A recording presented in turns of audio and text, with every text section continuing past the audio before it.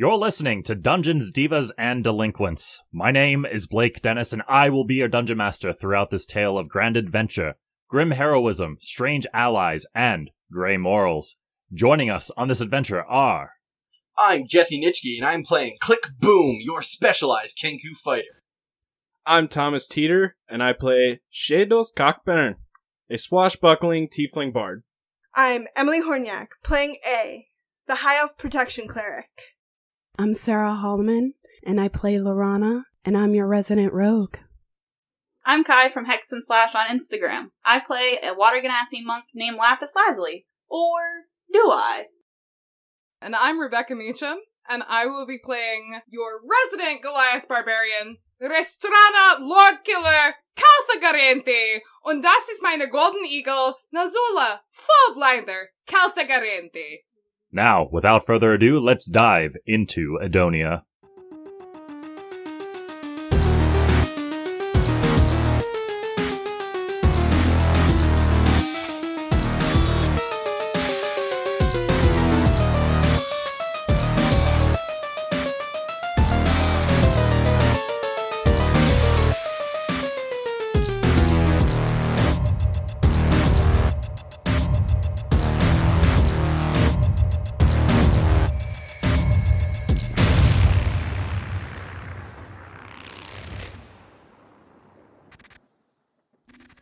Welcome to Eddonia.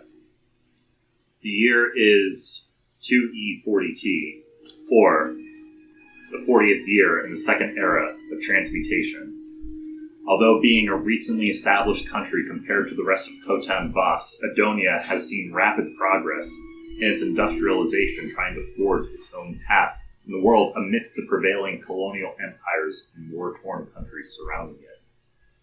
The Magisterium of Eddonia has taken measures to ensure its foothold in the world, helping to fund research into the arcane, as well as the development of new technologies only dreamt about. Airship yards dot the landscape, and new centers of learning seem to rise at an astonishing rate. Eddonia has cemented itself as a country that prides its culture on rich education, scientific research, and arcane discovery. But behind every great country and their rise to prominence comes dark secrets. Not everyone is born with the arcane in their blood, or even have the resolve nor the coin to absorb the knowledge to utilize it. The academies and universities centered on teaching the different schools of magic have been reserved for the most wealthy, or those with the most connections, and in doing so has created a dichotomous rift in the country. A good majority of those living in Eddonia have been blessed with the arcane in their blood, but everyone comes from different backgrounds, and with those backgrounds come different opportunities. And those who are unfortunate not to be gifted with magic running through their veins, more often than not turn to simple lifestyles, whether it be communal living out in the untamed wilds or a life of crime. Even so, desperation can lead to many outcomes, as the Magisterium has cracked down on illegal otherworldly pacts with the Forgotten Ones, as well as a myriad of other beasts, fiends, fae, and creatures alike. To find one of these warlocks is a task in and of itself, and the Magisterium takes great precaution in rooting out those who cheat their way to gain magical abilities.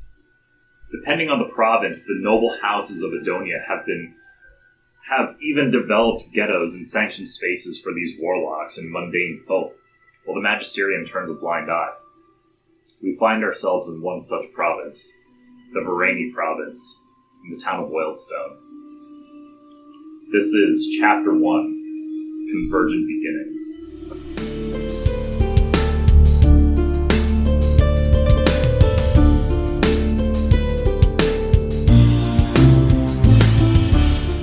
One could walk through Wildstone and be unimpressed at first glance, as it seems to be nothing more than just a simple town with simple, hard-working people living simple lives. In fact, that's all it really is, although the town is subject to a great deal of cultural influence from both halves of the country of Eddonia, as it is situated a few miles away from the Varani Emetalier Pass, which is the southern mountain pass to get from the Varani province to the Triana province. Looking throughout the town, Whalestone is currently hanging up decorations for the upcoming Day of Reaping, a holiday dedicated to the goddess Agassiz, known colloquially as the nymph and ivy. The houses of residents are adorned with loud, colored flowers of pinks, purples, and whites, as boughs of ivy are draped along exterior door frames of every building. Garlands of flowers are draped along the few lampposts that frame the paths of the town. A couple of halfling children run up and down the dusty roads of the town as bakers and merchants try to set up their wares for the day. One of the merchants drops a basket of oranges and the children snatch them and run off. And you can hear the fruit merchant yell after the petty thieves, "Get back here, you fucking ungrateful shites! Wait till I tell Lila what you just did!" The children laugh in response, but as soon as they turn a corner, they run into a large and imposing half-orc woman. The children scream and drop their bounty and scatter. The half-orc bends down and picks up the oranges and takes them back to the merchant. After a communal nod and delivering the goods, she heads into the Crooked Trout, the watering hole of Wildstone. Coming into the Crooked Trout, we're welcomed with the sense of freshly made breakfast, eggs and sausages, fruits and roasted vegetables, smoked fish and roasted game. Herbs dance around the air in an aromatic ballet, the dining area a welcome place for worn and weary travelers. Although it is the morning, the inn's patrons are fully awake and talking amongst themselves as orders are taken and needs are met by the owners of the establishment. A water genasi with graying dreadlocks and deep teal skin, wearing a work shirt with a long vest over it, coming down to the calves, is attending to guests at the bar and yells back to someone in the kitchen, "Avery, how are those sausages coming along?" A middle-aged half-elf with bright red hair and freckles, wearing a gray dress and red apron, comes whisking out of the kitchen. Got them right here, Corn. Lapis, I'll need your help on the floor. The boys are helping me out in the kitchen. We have a lot of travelers coming for the festival this upcoming week, and we need more hands. Kai, if you could introduce your character for us, as she steps out from the kitchen. As she steps out from the kitchen, she has olive-ish tan skin with an underlying hue of blue aquamarine-ish in certain lights. Almost like a iridescent rainbow look to her skin. And she has what appears to be weightless underwater hair, all white, shaved side of the head, and a giant, what looks to be like circle mark on the side of her face. She's gonna step out, middle of tying her hair up, and just be like, "Okay, I guess I can help." Just then, Lapis, you see a womanly figure approach the bar and sit down, dressed in leather armor, quietly scanning the area. She takes her backpack off and sets it beside her bar stool and removes her hood. However, her face is obscured by a mask. Sarah, if you could introduce us to your character. The mask is basically half blue, half black. The black side has a mischievous smile with sharp teeth, and the other half looks like she is crying. There's really not much. She might be a girl. He might be a boy. We don't know really, because she has cloaks and pretty much obscures what kind of gender. Yeah, that's pretty much it. Black. Black, all black, nothing but black. Lapis, you hear your mother then go, "Dear, can you go see what our new guest needs? I'm a bit tied up at the moment." Lapis is gonna quickly tie an apron to not mess what is left of her monastic outfit and rush over with pad of paper in hand. Very nice. And looks at you. Yeah? What are you in here for? What do you want? Water. Yeah. Alrighty then. Lapis is gonna use the cantrip shape water. I'm just gonna put a cube of water on the table in front of you and go, "Okay, look, there's water." And now it's gone. Is it? I mean, can I ask for a glass as well if you're going to do that? Okay. Okay. Makes it look like a glass shape of water. This is what the movie The Shape of Water is about. Literally. Actually, way different. Ylorhana, you go to reach for the cylindrical shape of the water that Lapis has made, and your hand just passes through it and just gets all wet and moist. Funny. And I flick it at her. Thank you. What else is there? I mean... Okay, we got ale, we got wine, we got the spirit called tequila. I think it was made by someone named Tequila. I'm not 100% sure it's new. Your father chimes in and goes, "Yes, it's a brand new shipment. It's very good, but whew, it will knock you on your ass. So help me." I don't think ale is fine. Okay. Go up, get ale. So, while this is going on at this point, at a table off in the corner, adjacent to the bar, we find 3 figures sitting down and enjoying their breakfast. The first is a scrawny, young, half-orc man, probably in his late teens or early 20s, with his sharp-pointed nose and a map of the country of Eddonia. Without looking up, he grabs his tankard, takes a big swig from it, coughs, and looks over towards his compatriots, Jesse and Emily. Would the two of you like to describe your characters? So, A is kind of similar to Ylorhana in the sense that she has her hood up, even though she's inside, and it comes down to her eyebrow mark, and it's slightly pointed. You can definitely tell that it is a fine make, even though it is tattered and dirty as fuck. You can also see that she has very, very fine scale armor on that would go for a pretty high. You can definitely tell that she's a little bit more of a higher class person. Also in the hood you can see that there's just the tiniest little bit of earmarks poking up, kind of pinching it a little bit, giving off that she is elf, or of elven descent. She's very fair. You can tell that she's not spent a bunch of time outside. You'll see slight little wisps of blonde hair kind of falling out, but she seems extremely intelligent just from the way she's standing and being able to kind of pinpoint things. But you see her kind of flick her hands in weird motions towards the small Kenku that's sitting next to her. And by small, she means swole. Very small. The Kenku standing beside the table is still not reaching head level of the other two. He stands at about 4'3". Baby. And he has a weird brightness to his demeanor. He's sort of bopping along, following with the information that they're talking about before the half-orc is making comments.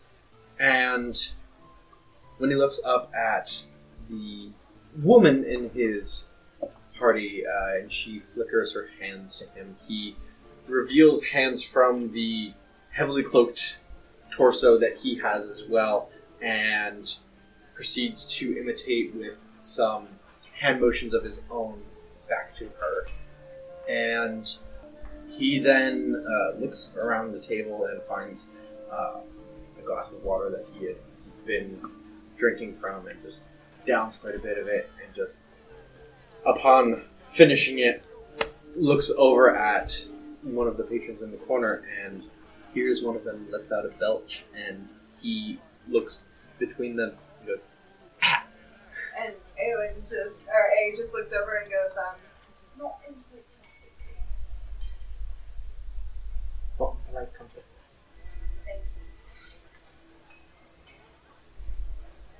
I don't know if I could ever get used to that. I don't know if I could ever get used to it. Okay, now you're just making fun. Just making fun. Anyway, Mistress, Yes. we finally arrived to Wellstone. Was there any business that you needed to conduct here? Possibly? I mean, we're just following your lead. We're here to protect you. Yes, I know. My instructions are a little bit on the big side. Well, and you see this half-orc man that's been traveling with the two of you unfurls his map onto the table and smooths it out and goes, well, we're here in the southern area of the country, near Varane. We could possibly head to Varane, see if there's... I know that there is a library there that if you need to do your research, we could head there and whatever you needed done. Sure. Just out of curiosity, you wouldn't know where, like, the gods fought by any chance? Well, from my understanding of the history of the country, this whole continent was ground zero for the events of the tribulation. Oh, okay.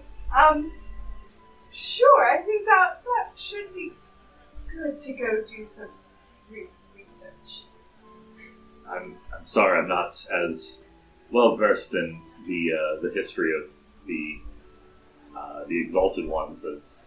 That's okay. Maybe we can ask around, since it does seem that there's some sort of festival that's about to happen here. Yeah, the Day of Reaping. It's the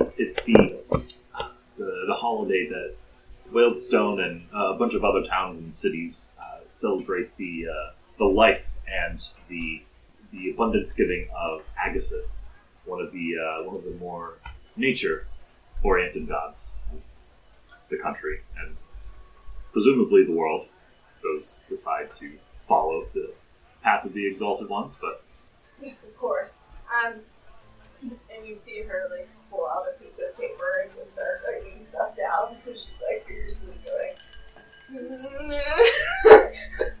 You tell that she's kind of, like, flustered and a little bit. But I'm pretty sure not only libraries would be the best place to find out more information about what you need to do, but if we could find any cloisters or monasteries of your particular faith, they might be able to point us in the right direction. I know that Wealdstone isn't necessarily a population of folk that centers itself around your particular deity, but they're at least a start, and they could potentially help point us in the right direction. Hopefully. What do you happen to know what is around here? Goddess-wise? I have seen a lot of the individuals and members of this town wearing and clutching symbols of Amare, the Earth Mother, close to them. You know Amare as the goddess of family, storytelling, love, a very family-oriented goddess. Would Syre have long? There's none really that I can think of off the top of my head. I mean, I know that there is a priory of Syre in Briar's Retreat, the next town over, but as far as around here, I'm sorry, mistress.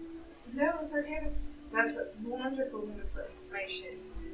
Well, while we're here, we have just finished a very arduous journey. Let's just enjoy the festivities for a few days before we make plans and talk to some other locals that may have some more information.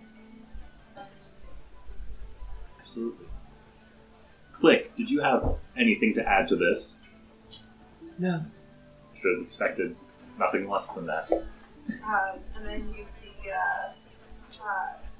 A's hands kind of flick in the motion of asking, what do you think? And Click takes a moment and furrows what would be the equivalent of a brow, which causes a weird crease across the front of his avian head, and he just signs back simply, no. Would you happen to know if there's any people around who seems to be acquired that nice life work? I haven't been to Wealdstone in a while, but I'm sure there's someone around here, and if anything, potentially a blacksmith that could point us in the right direction. I know a lot of the smithies tend to stick together under one unified guild. As this is happening, some time passes as everyone in the tavern can hear shouting at the neighboring table of the Kenku, the elven woman, and the half-orc. Between an elderly human, wrinkled skin, bags under the eyes, wisps of gray hair just barely covering the dome that is his bald head, and a large Goliath woman who both appear to be caught up in a dice game of sorts. As the shouting occurs, a golden eagle swoops in from a nearby window and perches upon the shoulder of the said Goliath woman. Becca, would you care to introduce your character, please? Hello, so my character is Restrana, Lord Killer, Calthagarenthee. She is about 7 foot tall, 300 pounds, has very light gray skin. Both of the sides of her head are shaved, and she has cobalt blue, like almost dreadlocks, just kind of one big mass of just this tangled blue hair going halfway down her back. And she has a very large scar on her face, as well as a very deep scar in her left shoulder. And she has kind of like these tattoos, maybe these rock formations, you can't quite make it out, all over her body. She's wearing very light leather armor that's somewhat corseted around her torso. And she's very aggravated by this tiny human right now. The elderly man scoops up his dice and goes, I should have known better than to bet against a giant woman like you. Oh, I'm sorry. Tiny man afraid of the giant woman, yeah? You cleared me out of 100 gold pieces. I don't want to hear about it. Because you're shit at game. Sucks to suck. It is luck. It is chance. It's not me that's shite at it. You probably have loaded dice. Luck and chance, we're not on side right now, okay? You think you and your bird scare me? Do not talk about Restrana Fourblinder or Nazula Fourblinder like that. She is no bird. She is eagle. Fuck off. The Nazula just like cocks her head and just. Yes, I know. We cannot. This is nice, classy establishment. Cannot start fighting with the people, okay? You're lucky we've got the sabers to protect us instead of the arcane guard, because so help me by the exalted ones, I would have had your ass thrown in jail for cheating me. Ha! Bring it, bitch! Let's go! He scoops up his dice set and storms out. And you can hear the slam of the door. She just punches down on the table, laughing heartily. Does at any point Lapis overhear? Yes, This. everyone hears. So Lapis is gonna, I'm assuming I'm probably in the back getting like food or running back and forth in the kitchen. Lapis is just gonna make eye contact with Restrana and just go, "You fuck on me!" And I'm gonna slam the table back and go, "I fuck on you!" Listen, it's not my fault. Stupid man had insecure masculinity and could not take getting his ass What did whooped. I say? You are not in Brooklyn anymore! Listen, I know I'm not in Brooklyn, but tiny men just fucking equally aggravating. Fuck. Buddy, I know. I get it. We aren't in Brooklyn anymore. You have to adjust. These people are simple. We talked about this. You see your father, Lapis, just peek out from behind the bar. Go, is everything okay over there? I got it. It's fine. It's Got good. Go. Oh, Go. okay. Oh, it's good. Yep. All right. And he Love just you to goes death. Bye. he just goes back to drying off some tankards and filling them up and everything. I'm just gonna have the biggest poopy pants face. just really stank facing it, and I'm just gonna look at Lapis and go, "Can I have hug?" I mean, I come up to your waist, so yeah, give you as much of a hug as I possibly Okay, can. and I just go hard and just pick Lapis up from, like, her hips and just give her, like, not a squeezing hug, but just a, you're so great. How far away from the ceiling am I? You're about 2 feet away from this. Okay. Both of you roll strength checks. Oh god. Yes. Against First one rolls another. of the campaign. And this is how Restrana threw Lapis through the ceiling. Believe it or not, that's a 8 for me. And you added your strength modifier? I did. Oh, It was wow. a shit roll. 14. 14. There So, you go. Restrana, you go to pick up Lapis, but it's more so of like cradling a baby than it is actually hugging it. A gentle caress. Lapis is very off-put by the sudden lack of strength that you possess in this embrace. What did I tell you? Firmly grasp it. Hug me like you mean it. You do not want that. So, amongst the clamor of the morning, the sounds of people enjoying their meals and drinks, revelry ensuing, and the general bustling of the establishment, the door to the Crooked Trout swings wide open as 2 figures saunter inside.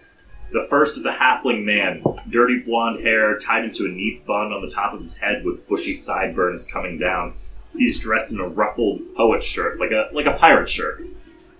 Red and blue breeches, and is carrying a stack of papers with him. This halfling, though, pales in comparison to the other figure he is standing beside. Tom, if you would like to introduce us to your character. So I am a tiefling with long, thick, dark horns that come out of my forehead and grow towards the crown of my skull.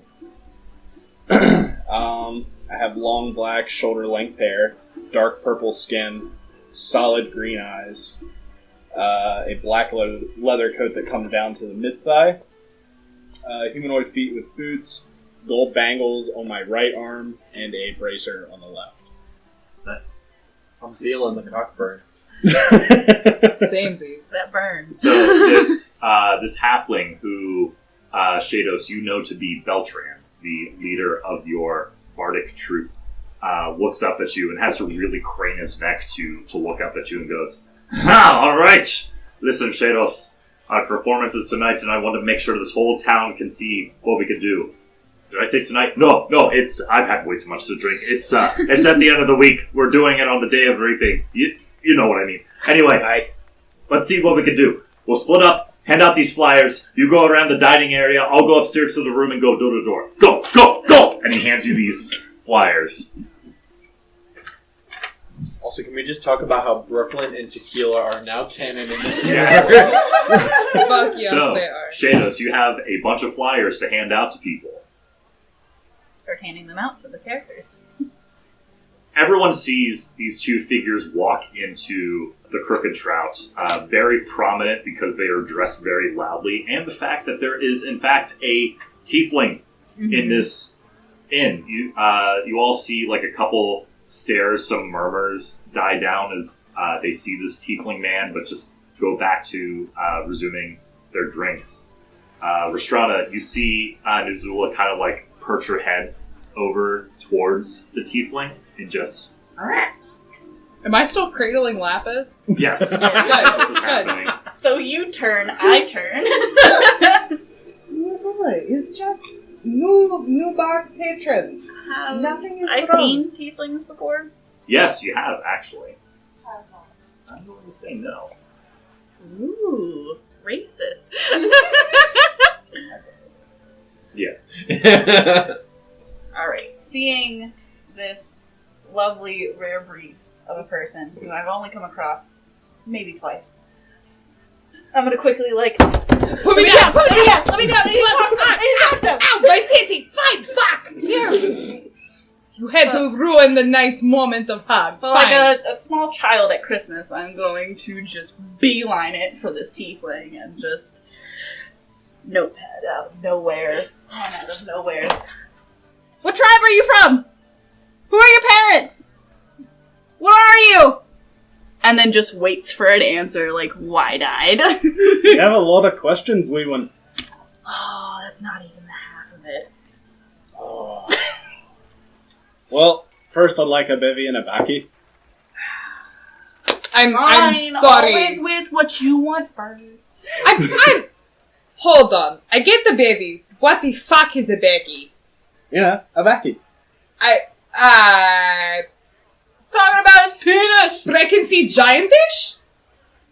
You just hear your mom go, A smoke. Lapis! Oh, cool. Don't be rude to the guests. He's lit. He doesn't care. Lit? I won't understand you kids. You kids and your slang. Also, I would just like to ask. I heard all of that before, correct? Yes. Okay, good to know. Yes. Thank you. Yes, you did. no. Theoretically, I'm sure all of you heard it, because Ress's voice carries. Yeah. It was very prominent. It was heard by every patron. Like, everyone just, like, looked over and was like, oh. So, Becky, huh? And I just reach into, like, my side titty and pull out a pack of cigarettes and flick it open and offer one to your character. My name is Restrana, Lord Killer, Calthagarenthee, and this is Nazula, Foe Blinder, Calthagarenthee, at your acquaintance. Hello, Nazula. Don't gamble with her. I can't fix another fucking table. You know, the lock tends to, be on my side a bit. Bullshit. Fuck off, Lapis! And I just smack another table. Ah! My pride. I see you two know each other very well. You could say that a bit. We are friends. One might say she owes me for breaking multiple tables. One could say you owe me for helping in dire times. We're not going to get into that right now.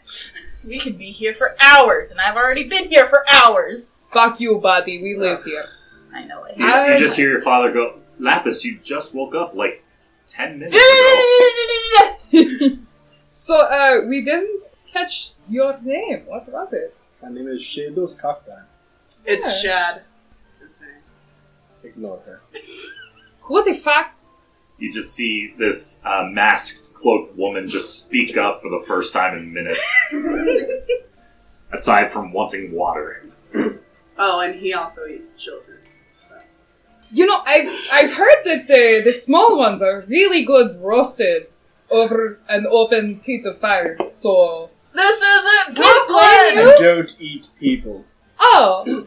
Just Yeah, me either! Yeah! And I just whack the shit out of his back. Sorry! Both of you make strength checks. You go first, Lucian. Actually, Tom, make a constitution check. Restrana, make a strength check. 7. Good. 22! So, have you ever gotten 5-starred before? It's like that. Except it felt like she was actually carrying daggers in her hand when she went to go smack you in the back. So I just sort go of... flying across the bar. Shados just lets out a small... I knocked the wind out you. Oh my god! Oh, I'm so sorry! I'm so sorry! I'm so sorry! At this point, Shit! the half-orc man that's been sitting at this table just like looks over at his two partners and goes, "Do you think we should check up on them, or they seem? I don't know if we should stay here for that much longer. If this is going to keep happening." I don't know either, but this man is obviously in need of some help, and I should probably do that. And I stand up, and I am absolutely terrified, because I have never seen any of this before. Like, you are a brand new person to me, and I have never seen anyone like you. And I'm just like, Did I hear what she said? Yes. are you okay? Sorry! And then I just, I place my hand on your shoulder, and I just pass a nice little healing word on you. As this happens, you can feel a very comforting warmth. Like your tiefling blood is used to the fire from the pits of the nine hells, but this is more so of like a welcoming warmth that you're feeling. It's a little off-putting at first, but you sort of settle into it and feel very pleasant. You can feel the breath coming back to your lungs, and you don't feel as nearly knocked loose as you were when Restrana 5-starred you. Inadvertently! Upon hearing her remarks, or their remarks, 'cause I don't know what you are yet, I'm going to, upon your next order of ale, give you 3 shots of tequila. Fuck you. Roll sleight of hand for me. They want to make their cloaks fall off. Tequila makes cloaks fall off. 15. So you go ahead and reach behind the bar and you take a look to see what your father and mother are doing. Your mother's way too busy in the kitchen, and you can just hear her go, "Oh, Beck, I told you not to eat the fish! That is for the customers! The vegetables are also for the customers! Sec! No sec! Oh my gosh! Nobody wouldn't like you talking to her sons like this. I will ring them in, Mom. Just go keep the customers happy. I heard there's a large commotion. Restrana's probably murdering a man again. Go!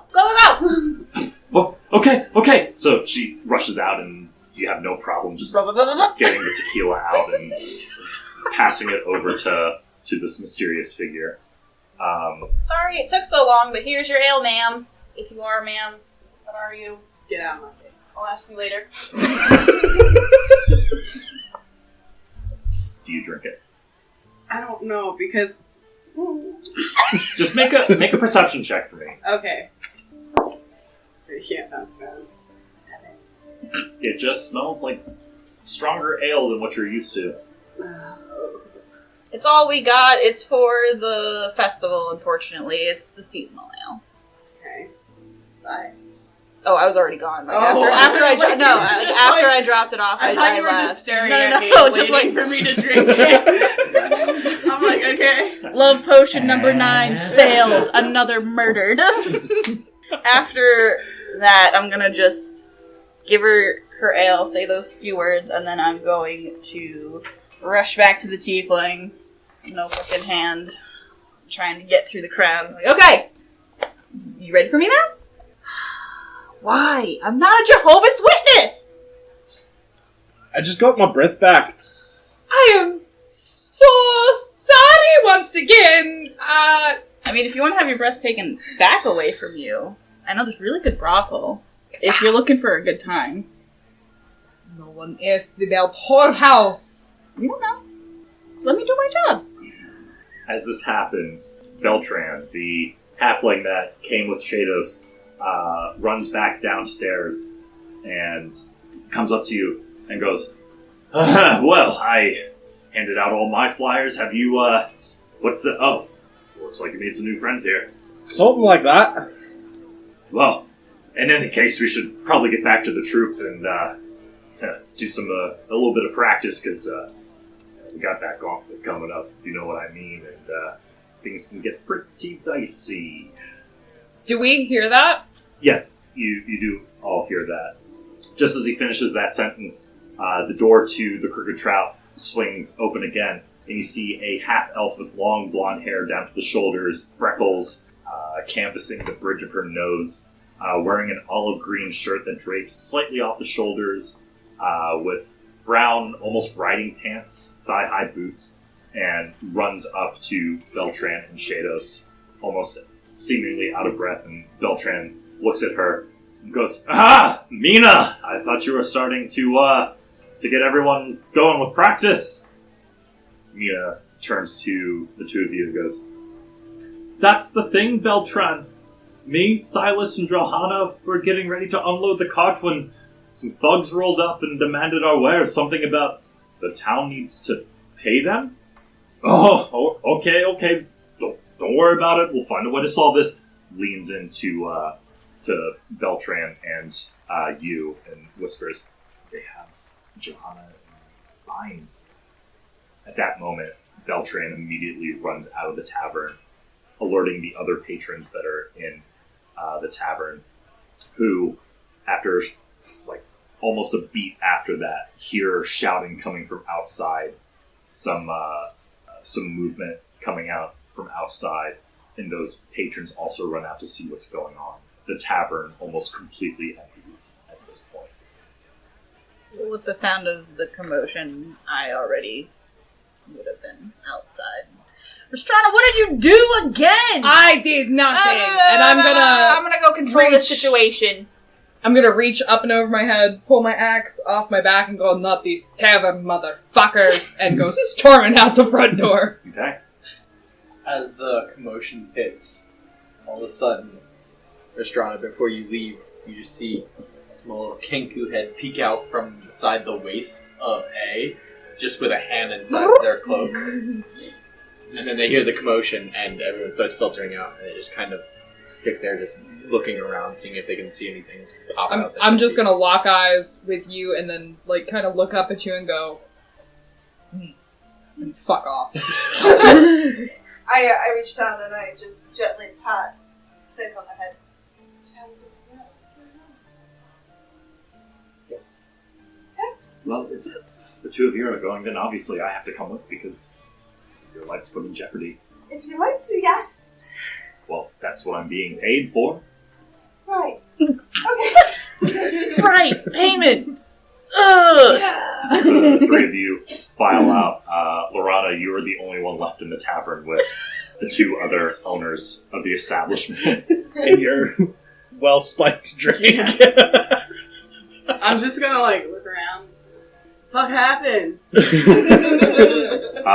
Where is everyone? You see the water genasi with the dreadlocks come up and go. It's the Sabers. Oh, they're the fuck people. Yeah. Okay, let's go. Yes. Are you drunk? Roll a Constitution saving throw. I'm drunk. I heard you Half know in the I'm bag. Just roll a Constitution saving throw. drunk. We'll see how quickly you sober up. Okay. That's not bad. That sounds like a happy 7/8 in the bag. You recognize the name Sabers, and immediately you spring into action and go check out what's going on outside. I just imagine you half kiltered, fall off the stool, Yeah, I'm like, I know where I'm at. I got it. Good. I feel like I'm you got good. Everything's cool. I'm frosty. Alright. I trip over a table and just shove it out of my way. What the fuck? Who put the table here? You all make your way outside, out of the Crooked Trout Tavern, and you see a great commotion as you see the townspeople sort of gathered around in a mob-like setting, and people are quietly murmuring.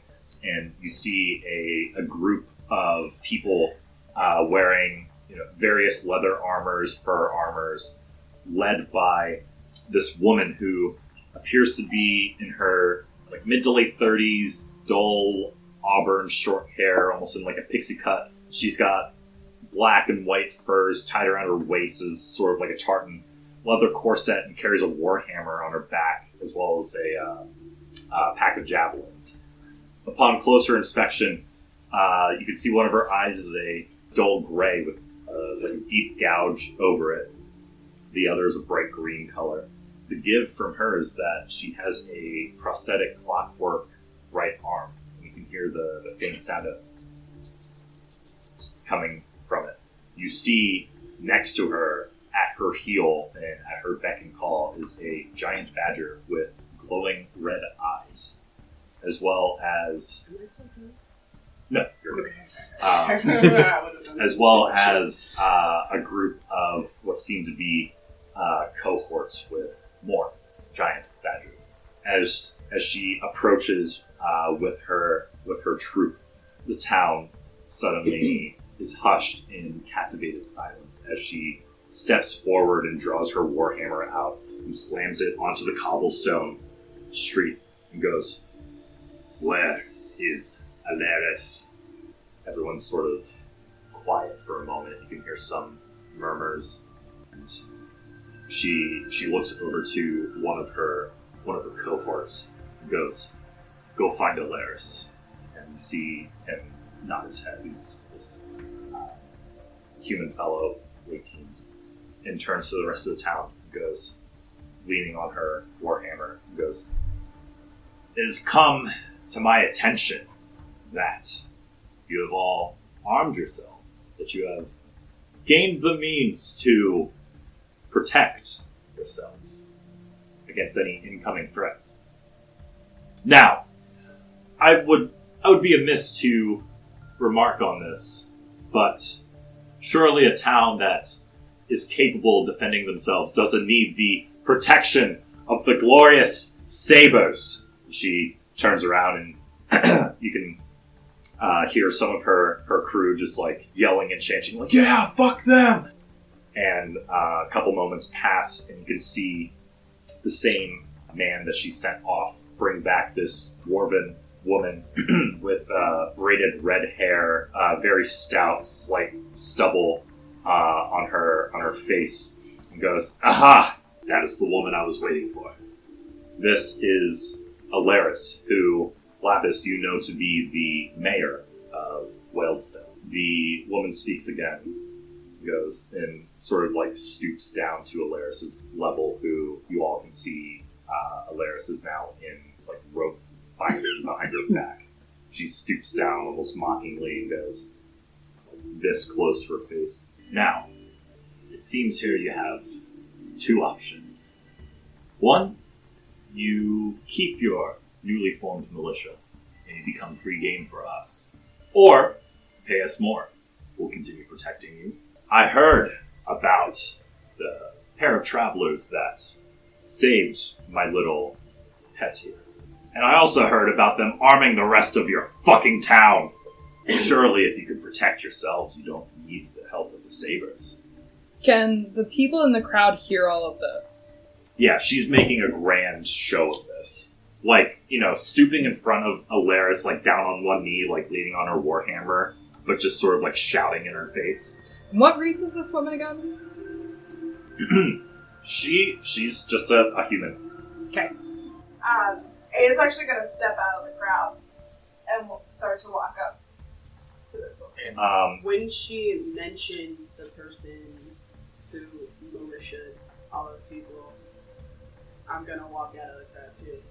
Ress is gonna be in the back. She's just gonna yell, "Ayo, Schlumpa! Was good?" And just take her axe and just like bang the tip of it off the cobblestone and drag it as she's like marching her ass up to this woman. As all this happens simultaneously, you go to step up, but the half orc man that you were traveling with just sort of pulled his arm aside and goes, "Don't worry about this, mistress. I've got this."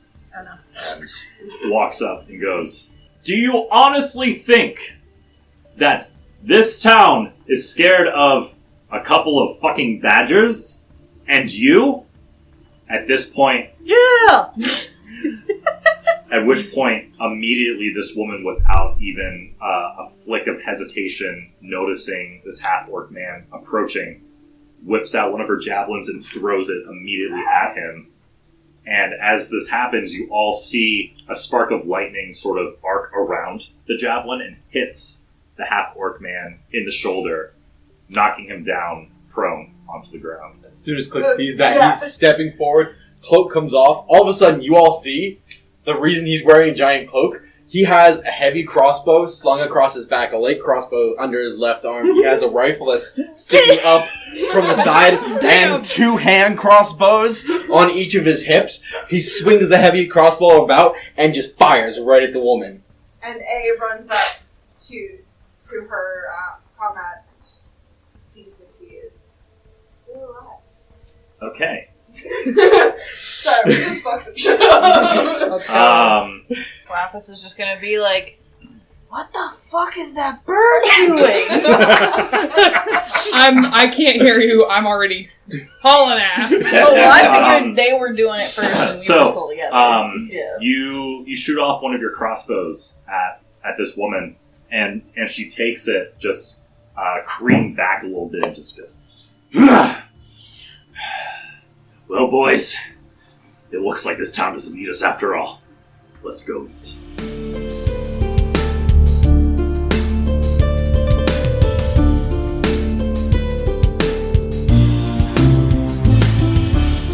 Okay, so as the supposed leader of the Sabers has demanded an increased pay from the town or otherwise be subjugated to their wrath of pillaging and decimating the town, you see her whisper to two of her bandits and point out, and you see some more of her crew scatter around the town, start chasing after townspeople. You all see this happening, but as you turn around, you notice her walking away with her pet, the heavy crossbow bolt still sticking out of her shoulder.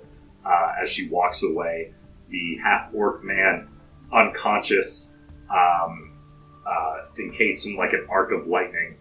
And now you see two bandits and three giant badgers encroaching on the six of you. And I need everyone to go ahead and roll initiative for me. So, 25 to 20. 21. 22. Ooh. Sexy. I had that fast. Nice. Yeah. 20 to 15. Nice. 15. 17. 9? And Tom, what did you get? 14. 14. Okay. Everyone placed where they think they should be. And Where put us is our diagonally to one another. our staff? That sounds about right. I'd Sappy probably be boy. closer to the front. Well, that's what Hike I up have there. us. Yeah. You're right here. Look. Stand up. Okay. Right there. You're there. Over here. That's me. Yeah. Just Gotcha. Back over. Okay. I will put. Oh no! Oh no! For our listeners, Blake, our lovely DM, was trying to put a condition ring around a mini and just it wasn't working. It's a holiday. So which one is the woman? No, she Gone. left. Gone. Yeah. She And fucked then- straight off. Who is this? Loris? No. So you all saw, as this happened, I forgot to explain it. You all saw the woman grab Alaris, take her back with her, and you saw another pair of sabers have Ylorhana in their arms. Yes. Do I notice the woman dragging Alaris off? In the midst of the chaos that's ensuing, I'm going to say no. Damn. Yeah. Okay.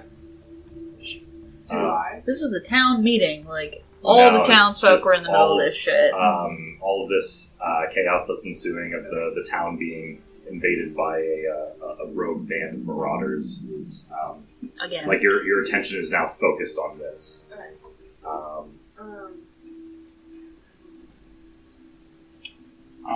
I thought we were going to be up next to Ra. That's why. Yeah. So we were like up here. Okay. Are you still underneath my cloak? No. Cover? When Ra gets shot, I stepped out. I would have stepped forward. Cloak came off. Avian artillery. Yeah, that's why I had you just- guys like more towards the back because you saw him go up and forward. You weren't even next to him at that point. That's why I was like, I feel like you guys would be here. Before combat initiates, you all see this half-orc woman wearing a breastplate emblazoned with the symbol of Amore, the Earth Mother, as well as wearing a tunic underneath of a blend of like burnt siennas and chestnuts, start running up to this downed half-orc man, shouting, "Rashagame!" and just runs up to about here. And now we'll start combat. So, top of the round is... Oh, before I forget, So that way everyone can keep track of where they are in initiative order. Click. Ylorhana. Number 1. A. Restrana. Lapis. And Shados. Alright, so top of the round is Click. What would you like to do? She's already buggered off. I'm going to worry about the Marauder closest to Restrana. So, this one. Yes. Okay. And I'm going to load another bolt in my heavy crossbow and pop. A natural 20. Nice. Alright. Disgusting. Starting off strong, alright. Yeah. I mean... So you all see a beholder rise from the ground. Alright, A mind eater. roll once, double the die damage, or roll twice? How we will do criticals, we're going to do it a little bit differently to sort of make it more cinematic and more satisfying. So, whenever you score a critical hit, it is first your max damage die plus an additional damage die that you roll. So let's say your damage die is a D8. So it's 8 plus you roll another one of those die, add it, so you get a 4, that's 12. And then you add your ability modifier associated with that attack. So if it's a ranged weapon, you can add your dexterity modifier. If it's a melee weapon, you add your strength modifier. If it's a spell, you add your spell casting modifier to that. So, okay. Max for a heavy crossbow is 10. Then roll another d10. That's 24 points of damage. Nice. Jesus. So, you all see with a flutter of his cloak, this Kenku rear up his heavy crossbow again, aim down the sight, and without a moment's hesitation, pulls on the trigger, and a heavy crossbow bolt goes sailing through the air, hitting this marauder in the upper pectoral, sort of knocking him off balance for a bit before he turns towards you and just... All right. Click looks back at him and goes, "Ha! Bring it, bitch!"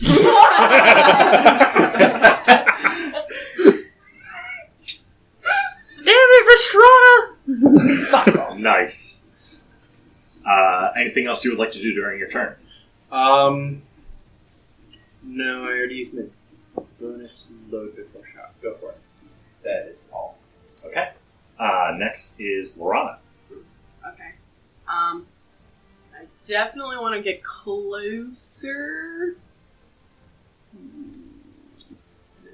Really close.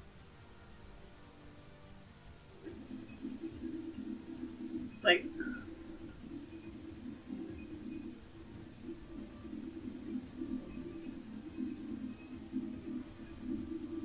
Can I get, like, there?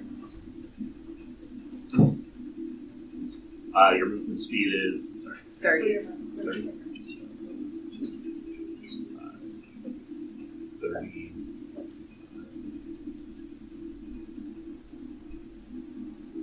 This would be like the closest. Okay. Yeah.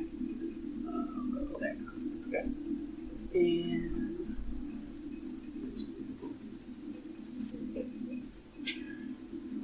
You won't be able to run through them. Yeah, I know.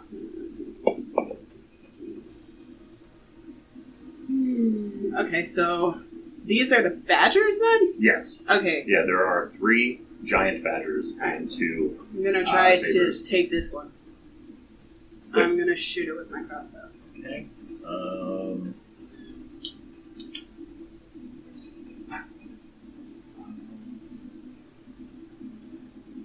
I would say go ahead and roll with disadvantage because you do not have a clear line of sight. thought aren't they big?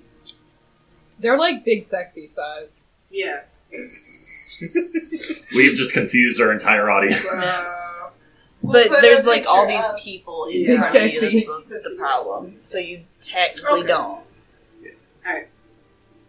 So you can still shoot, you'll just have disadvantage.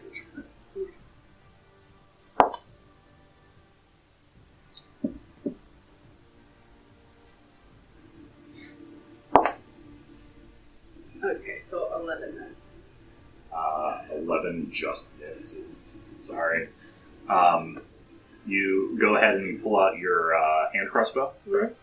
You pull out your hand crossbow from your side holster, and you go to aim at the one giant badger. And as you pull the trigger, the bolt goes sailing through the air, but the badger notices it at a split-second notice and ducks out of the way, avoiding it entirely. Anything else you want to do in your turn? If I hide, how? Wait, So I you really- you already used your movement. The only Right. thing you would be able to do is a bonus. bonus action. Right. There's nowhere immediately that you can hide. Yeah. Okay, well, I'll just chill. I'll just chill here then. Okay, sounds good. All right, so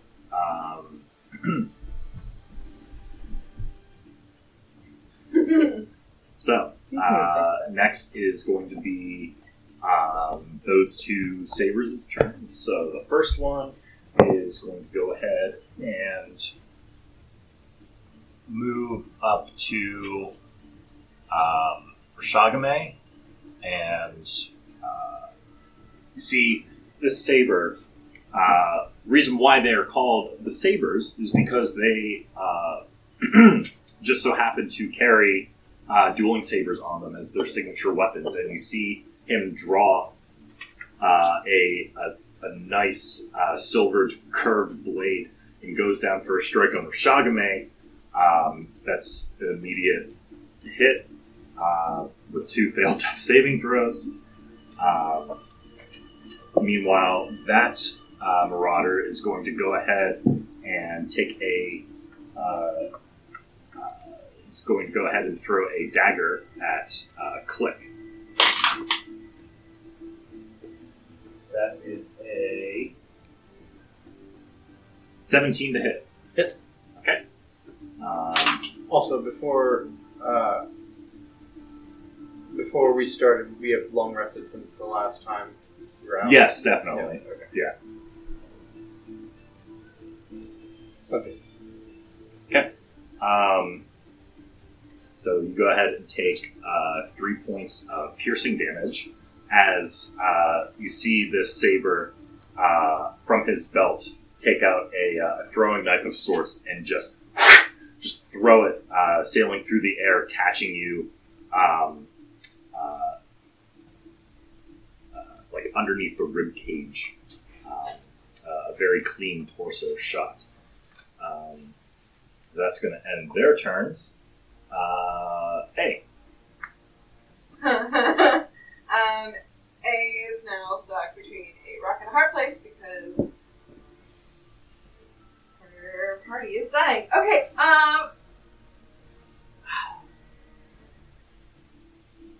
I'm going to run up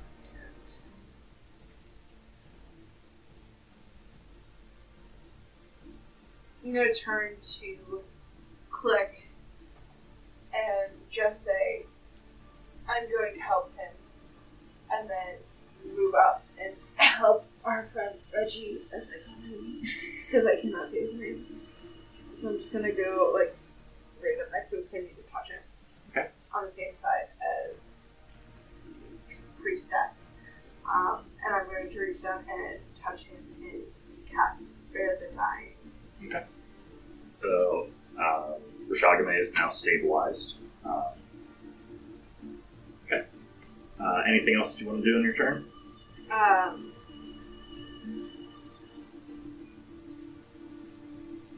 Do I wouldn't know the woman that's next to me, would I? No, you do not. Okay. So I basically just butt check her out of the way and Yeah. stick my hand on it. Yeah. Would they notice?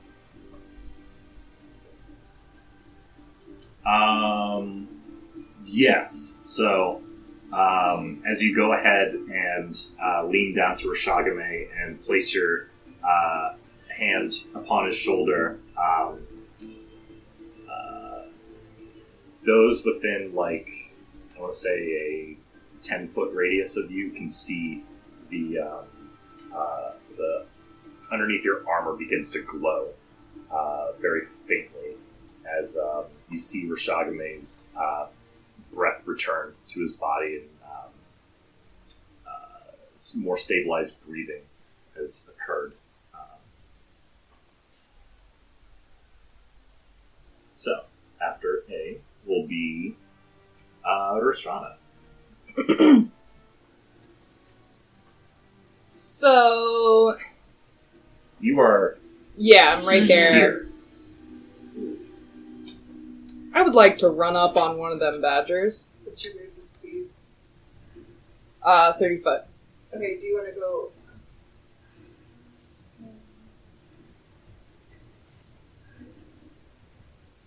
Do you want to go towards red, or... It's a good thing I moved. Or blue. Blue. Blue. Yep. Okay. And then at that point, how close am I to the injured half-orc? You're like within 5 feet. Cool. So I'm gonna look at Nazula and go, hey, we need favor. She's gonna kind of look and go, and I'm gonna rub my hand on the javelin that he was stabbed with and put it in front of her beak and go, find the smell of this woman, go, and have her take off to go scent track. Alright. Yeah, I'll allow that as a free action. So you go ahead, grab the javelin and hold it up to her. She kind of like just flies off towards towards the west. Okay. Alright, so Then since I'm right on a badger, I'm gonna kick it. alright, go for it. Cool. What should I roll for that? Roll a d20, add your strength modifier. That's a 19. 19 will definitely hit. So, since you're kicking it, not making a weapon attack, it's a 1d2. So, roll a d4 for damage and divide it by 2. Shit. Oh, well. 2. 2, and then add your strength modifier to that. 7. 7, okay. Kick the shit out this badger. So, you all see this towering Goliath woman with a streak of blue hair haul ass up to this badger, and without a moment's hesitation, after sending off her bird, just wham! Just kicks this badger right upside the jaw. This fellow's looking a little bloodied. Okay, so movement. I'll actually have Zula free action. Attack was your action. So I'll have a bonus action left. Groovy. If you would like to rage at all. I would always like to rage. Fantastic. So, You didn't session 0, right? Nope. Yep, that's what I thought. yeah, so, as you finish your swift kick upside this badger's skull, A and click, you can see the trembling in Restrana sort of die down a bit as this calm, very off-putting demeanor overwashes her as she sort of straightens up her posture and just like reaches back for her battle axe. That's going to be the end of your turn, Restrana. Yes. After Restrana is going to be Lapis. Alright. Who is this? That is the half-orc woman that yelled out the half-orc man's name. Alright, that's what I thought. Alright, with a movement speed of 40, because I am light like the wind, I'm gonna go 5, 10, 15, 20, 25. You can't run through people. I can't? Nope. Okay, so I'll do 15, 20, 25. That is an object. Alright, fuck it. We're just gonna go 1, 2, 3, 4, 5, 6, 7, 8. That gets me here. Mm-hmm. I'm gonna use a key point to use patient defense, that's it. Okay.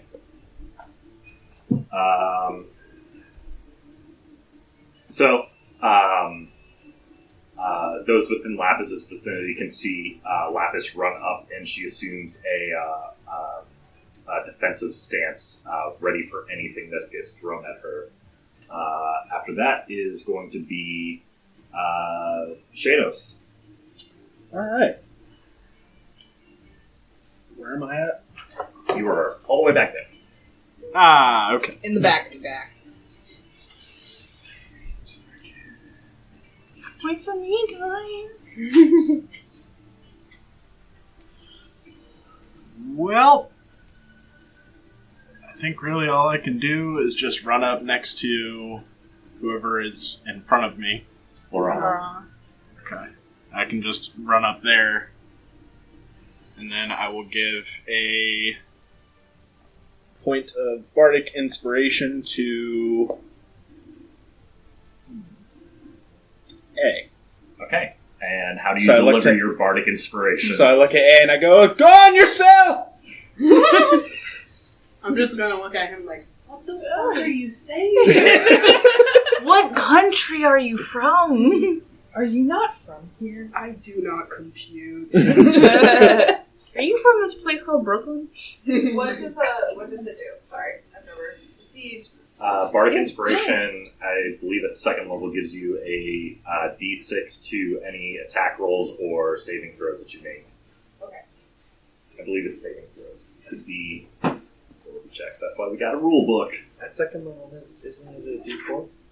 I think it is a D4. So on my D&D Beyond, it says, as a bonus action, a creature other than yourself within 60 feet that can hear you gains an inspiration die, a 1d6. Yep, D6. Oh, it is a D6. For 10 minutes, the creature can add it to one ability check, attack roll, or saving throw. Yep. This can be added after seeing the roll, but before knowing the outcome. Nice.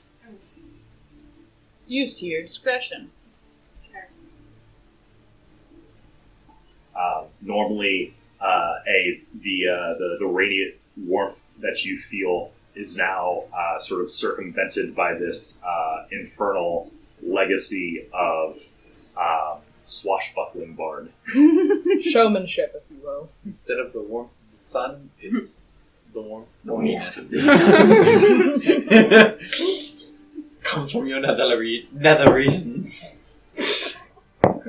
Why do I feel funny down there? Gouge your loins. Gotta get that explicit rating somehow. NC-17, here we come. Okay, so after... Are your lips feeling a bit let's see.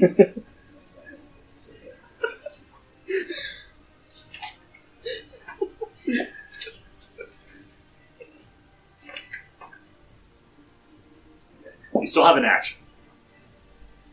Yeah, but I don't really have anything for long range attacks. Okay. You can always hold your action or attack for a specific trigger for the next opportunity that something comes at you. So let's say if a badger were to run around and try to attack someone, you could be like, okay, I hold my action until such and such thing happens, and then when that thing happens, or if it happens, then your action is then triggered. Or it can be like, I hold my action until an enemy gets within my vicinity, or something like that. One also very much lesser used ones is similar to what she's doing. You can actually take the dodge action until next turn. All attacks on you have disadvantage. Yep. Okay.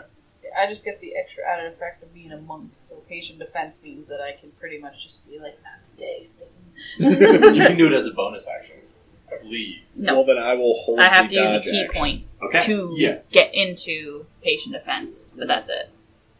Cool. So, Shados, you crouch down a little bit, sort of readying your hands in case if anything comes your way. Alright, so it's going to be this badger's go. After being swiftly kicked in the face, is going to go ahead and Cry. make a multi-attack against Restrana. So first one is going to be a bite attack. That was a natural 2. And then a claw attack, which was a 12. That's a no-go. Okay, fair enough. So, I'm gonna look at the badger and laugh. so this badger just and just leaps up at you, claws, teeth, bearings. Oh my gosh, you're kind of cute. I know. In a different time, different place, God, we could have it's been Sprinkle. great friends. It's a giant sprinkle. So, okay, so that's going to end that badger's turn, because... It's damn near dead. and then is going to be this badger's turn. So this badger, noticing Lapis, is going to go ahead, run up at it, go ahead and make a multi-attack against it, and is going to do so with disadvantage. Ooh, you're lucky because one of the rolls was a natural 20. So the first one is a 12 to hit. Yep. Does that hit? Okay.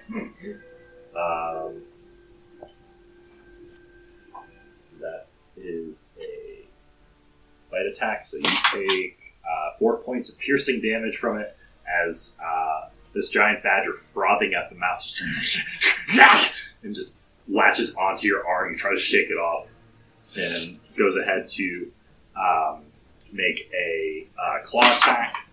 That is a 7, which does not hit. So this time you're ready for it, as this badger... Wait, patient defense doesn't work? What do you mean? Well, it just says spend 1 key point to take the dodge action as a bonus action on your turn. Yeah, so... It doesn't say anything about so disadvantage. It dodge just says dodge. is any attack roll made against you has disadvantage. Okay. You can see the attacker. All So right. the first one was a bite attack Mhm. made with disadvantage. The first roll being a natural 20. The second one added up being a 12. Oh, okay. Here, so it still hits you, unfortunately. But this one is The a key 7, point. which does not hit you. Okay. Great. So this time you're ready for it, as it tries to swing itself up to slash at you. You just sort of strong arm it off of you. That badger is done. This one is going to go ahead and run past Restrana to get up to Click, and is going to make a multi-attack against Click. First one being a bite attack with a 16. Hits. And then the second one being a claw attack with a natural 19. So first bite attack, its maw just clasping around your one feathered arm,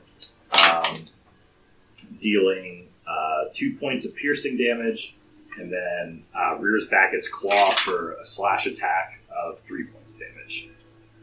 So, fine, sure. Yep. Thank Alright. you. And now it is top of the round. Thank with you, sir. May Click. I have another? So what I'm going to do... Sorry, changing my health. What I'm going to do is...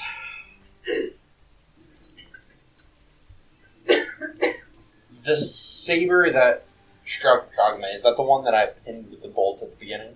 Yes. Yeah, I'm not even going to worry about the badger. I'm going to I'm gonna go for him again.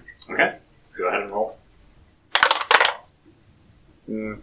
15 to hit. 15 does hit. 14 points of damage. Okay, so you go ahead, load another bolt in, and this time steadying your aim, trying to ignore the pain dealt to you by that badger, blood dripping down your feathery arm as you aim down the sights. Another heavy crossbow bolt sinks, this time a little bit below the sternum of this saber. He is in really bad shape. Good. Action surge. I'm going to shoot at him again. Okay, go for it. That's a 27. Diggity down. Okay, yeah. That's another cool. 14 points of damage. Okay, so this time, adrenaline rushing through your system, quickly loading another bolt into your heavy crossbow, aiming a little bit higher, you manage to shoot a crossbow bolt right through the front of his neck. You hear the gurgling sounds of him choking on his own blood as he falls over dead. No. Okay. And that'll be my turn. All right, great. Fighters. Next will be Ylorhana. I rolled that.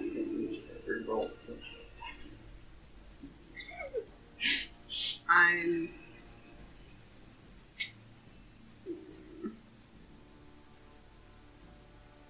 just gonna go here. Okay. And try to shoot. What? I was like, should Bobby This one? Or this one? I can't tell you if this is your character. Whatever your character would do. Well, my thing is, if it's right here, I would do melee with it. Yeah, because if you try to shoot from that distance, you're at disadvantage because Yeah, of the range. it's Yeah. yeah. However, you are behind half cover behind those crates. Kick it in the Right. dick. So I should just shoot this one because I'm behind cover, or this dude. Okay. What are you going to do? I'm no longer your friend. Wait, if I use daggers, can I stab someone and then you throw the other one? Or not? Usually 2-weapon fighting, if they're both light weapons, you can attack with both. But your second attack is with your bonus action. And your second attack, because it's your offhand, you don't have your proficiency mod on the attack. Usually, I don't know how you can handle that. But Yeah, no, that's the general ruling. Even so, you are technically 10 feet away from this badger because those crates are in your way. So you could still throw your first dagger at that badger, Mhm. and then your second dagger at that saber, Okay. using your bonus action. Okay. Alright, so I'm gonna. But it's 20 for the dagger. Which is red. Yeah, then it would still be at disadvantage. Yeah. Alright, so I'm just gonna.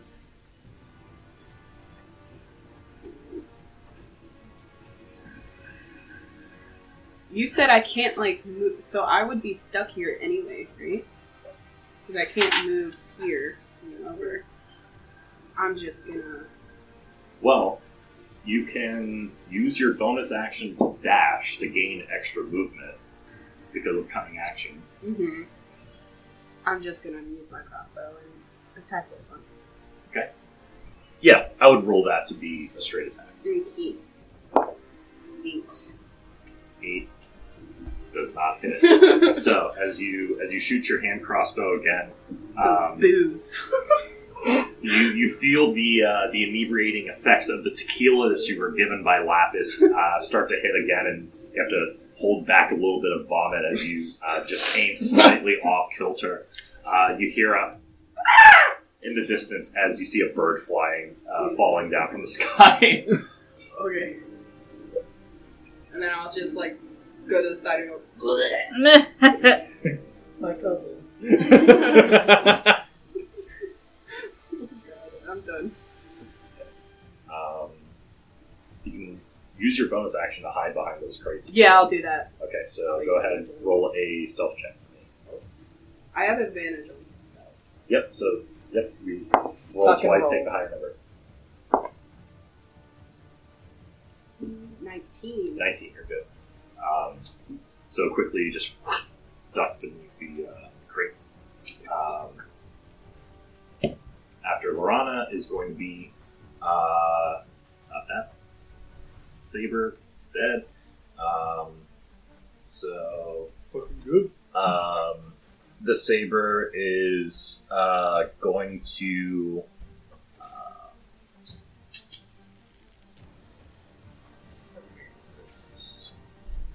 he's going to run up to Restrana here. And he's going to go ahead and make a melee attack against her with his saber. That is a that is a 16 to hit. Just hits. Okay, so taking out his curved saber, goes ahead, makes a slashing attack against you. Since you're raging, it'll be reduced by half, so that's only 1 point of slashing damage. Oh no. So he goes up to you and just right across your chest, but you look down and it just feels like a measly paper cut to you. I'd like to just look at him and go, "You cut my favorite fucking shirt." Just with like this stony glare of anger. That was his movement and action. Next is A. I am going to look towards the woman who ran out and turned and look at her as a reaction. Say, and you have him. Like, as in, like, can you take care of him?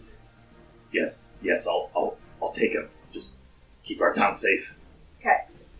I just saw my small boy get real hard. Real Real hard. And I am fucking pissed.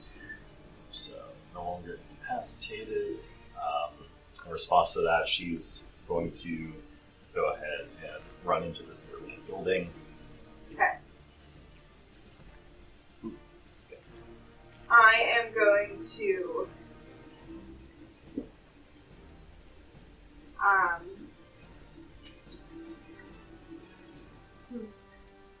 I'm going to request. Realize it. Cool. That's what I would do. Wanted them out of it. Gonna stand up, and you just see like she's very graceful. When you stand up, you can just see that she's just not a happy camper, and she's usually like a very calm person.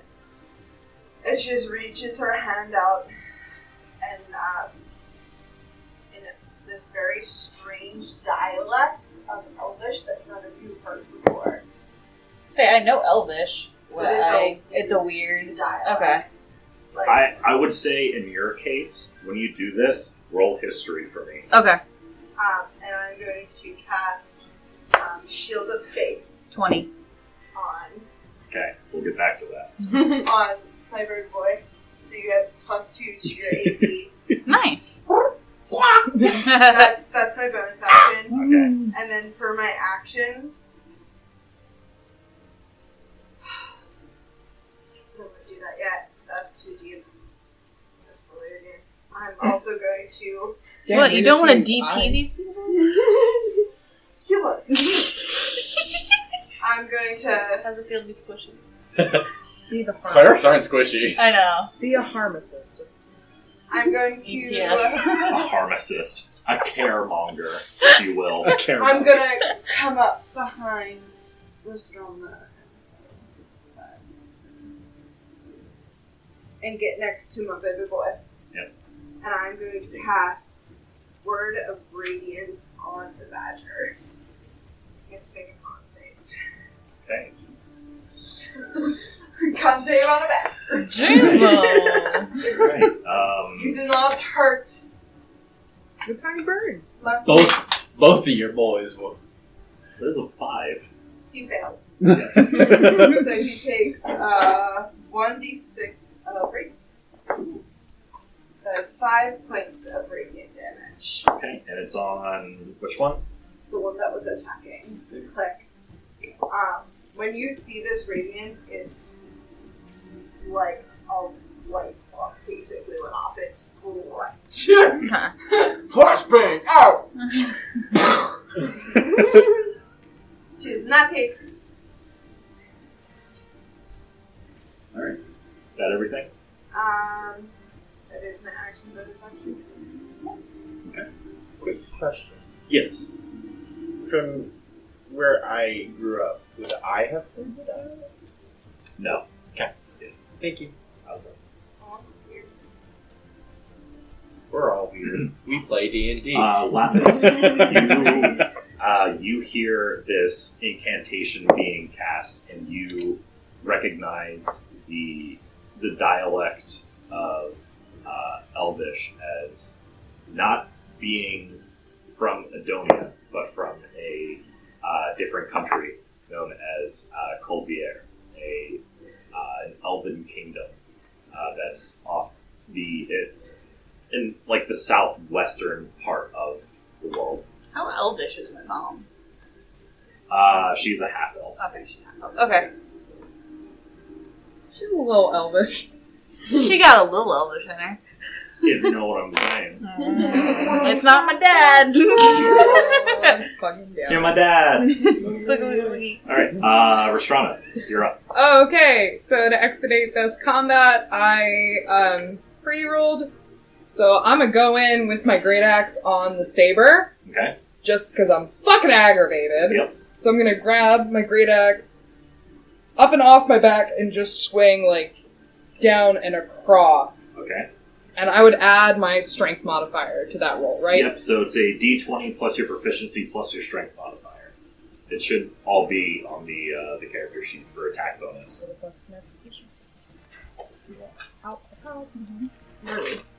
Still learning D&D. Yeah, so that's my your +7. yeah. Okay. So if you really wanted to, you could do this, hit that, and then it will roll a d20 for you, and it will give you with your bonus and all that. If you're trying to.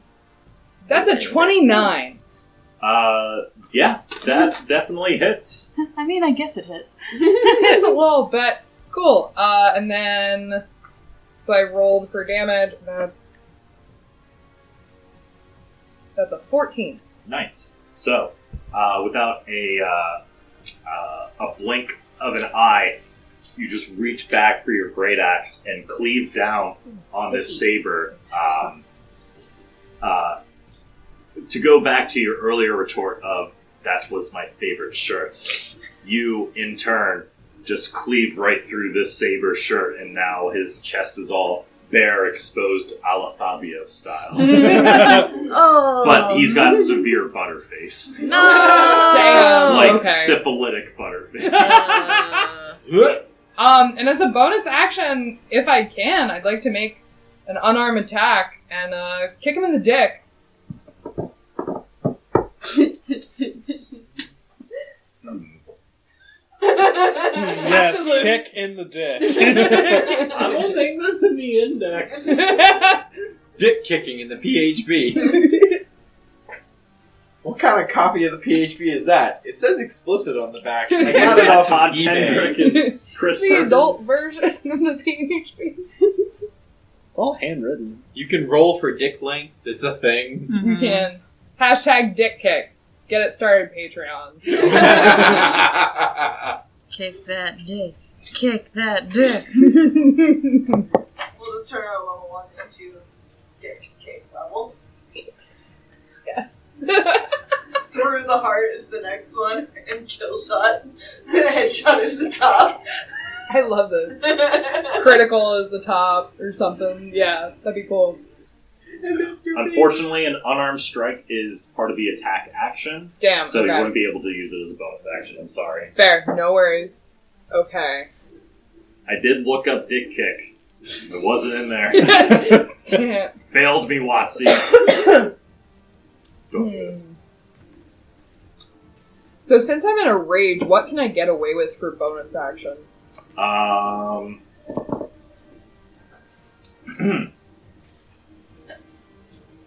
I dive back in here. Back in the PHP. So, Dick Kick, Brooklyn, and Tequila. Yep. It's a Episode wonderful 1. first episode. This is just turned into Lehigh Valley Scrappers. Oh my god. Do you want to move at all, or are you fine where you are? I'm gonna look at the saber and go, now we match, you little bitch, and just flip him off with both hands. As you're holding your battle axe, just like... No, I have my axe like up and under my arm, and I'm just like nice. Cradle it in the underboob. in the underboob, just straight underboob. All right. After Restrana is Lapis. Well, there's not much left for me to do anything with, so I'm just gonna take my sword out and attack the badger in front of me. 16. 16 does hit. True. And that is with short sword. Yep.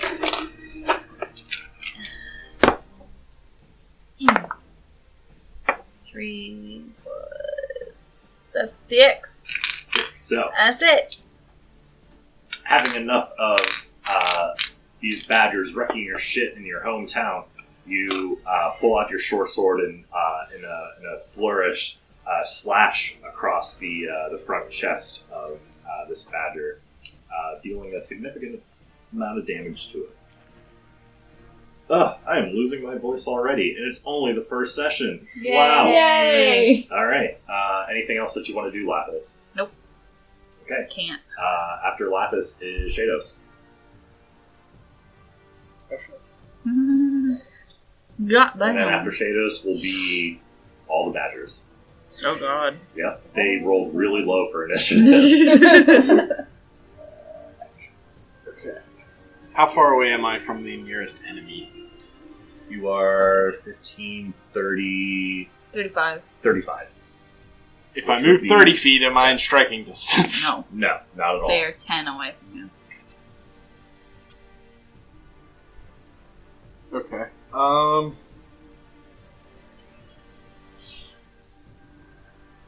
guess I will move again. Mm-hmm. Where would you like to go? This guy or this guy? Well, okay, who are enemies? So the D6s represent the giant badgers, and then that dude. And that's, okay. Yep. The other one's dead.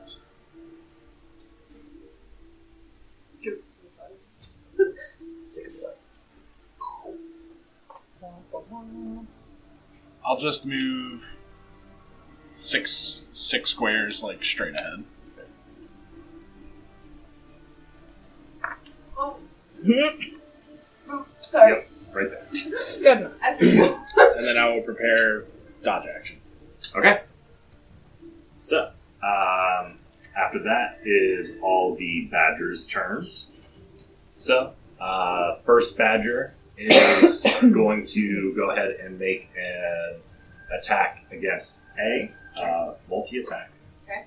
So, whoops, that did not even make it. Alright, so, first bite attack is a natural 19, 22 to hit. That does hit. Okay, and then the claw attack is a 16 to hit. That does not hit. Okay, so, teeth baring, mouth frothing, badger will clamp down on you for 4 points of piercing damage. After that badger is going to be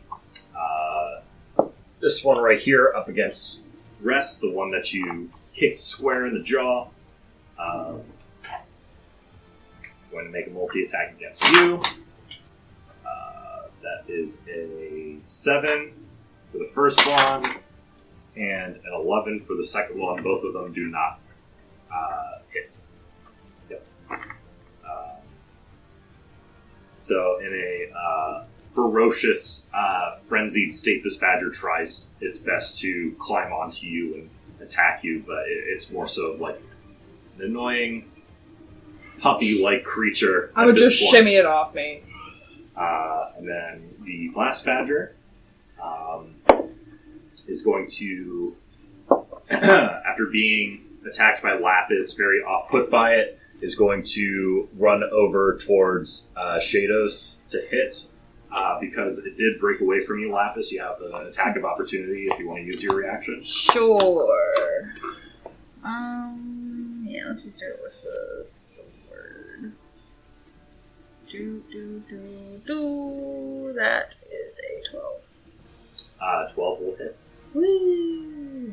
So go ahead and deal damage. 7. 7? Yeah. This badger does not look happy. And this badger is going to go ahead and make a multi-attack against you, Shados. So the first one, because you are taking the dodge action, is going to be rolled with disadvantage. So that is a 12. Or not a 12, a 9. Sorry. 9. 9. And then the second attack is a 6. So both of them miss, as this badger is trying desperately to cling on to its last threads of life and go after the spicy heck boy. I'm just like, No. The spicy heck boy. Okay. Don't. Top of the round with Click. Key. The other saber is right there. I'm not worrying too much about the badger. Yeah, I'm gonna go for the saber. You don't give a shit about the badger. Badger don't give a shit about you. I ain't give a shit about the badger.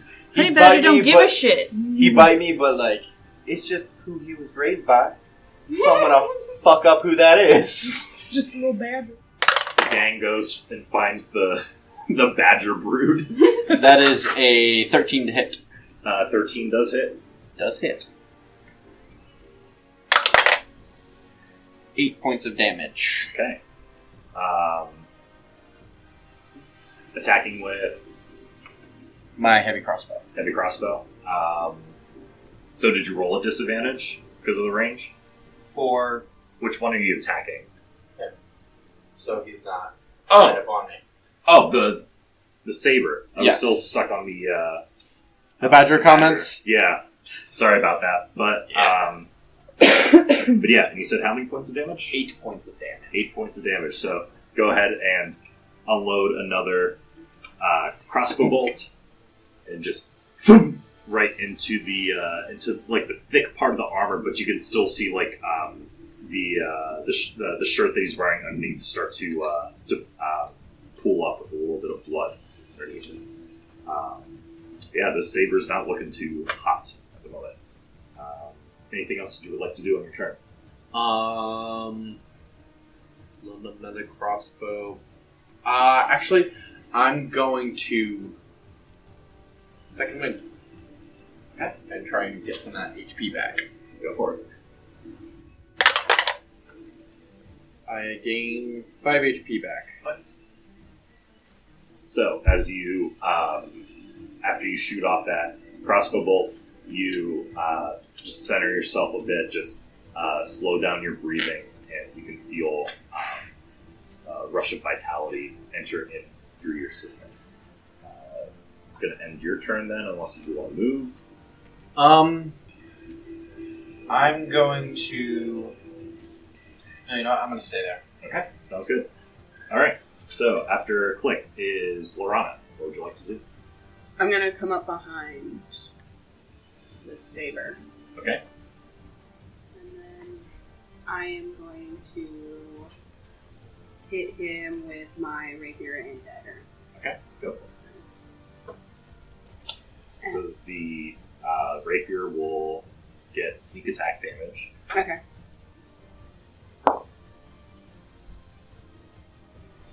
Have it there. 10. So this is where flanking is going to get interesting. Oh. That's right. Yep. She's there. So, currently, there are 2 of you flanking, so you get a +2 to your attack rolls. Okay, so then 12. But doesn't she also get advantage because of the sneak attack trait of the rogue? Or are you cutting that entirely? No, that will still apply. So Okay. you do roll with advantage. Oh!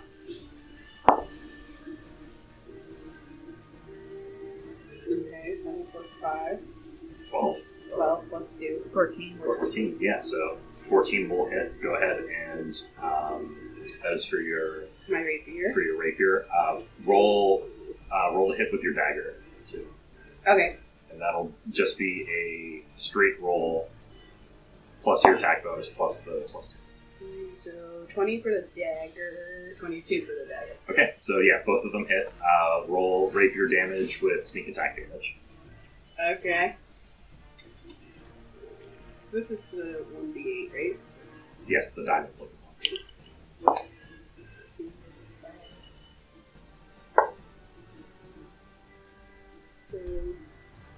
6 Okay. damage. And then...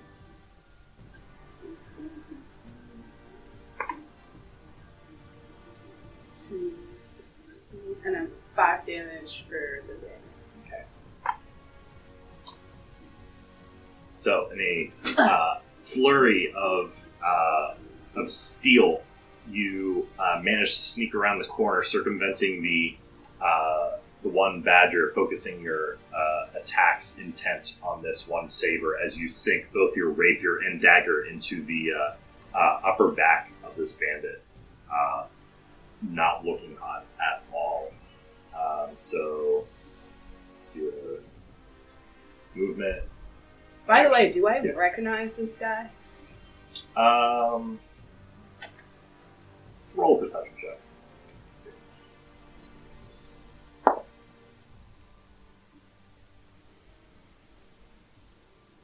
Mm-hmm. 17. No. No. Doesn't look familiar at all. Okay. Alright. After Ylorhana is going to be A.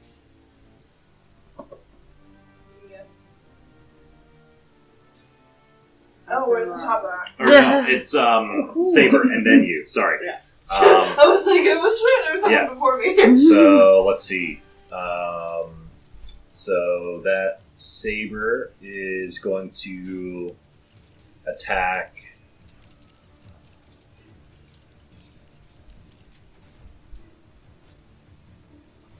That Saber is going to go ahead and attack Restrana. Get +2 on that.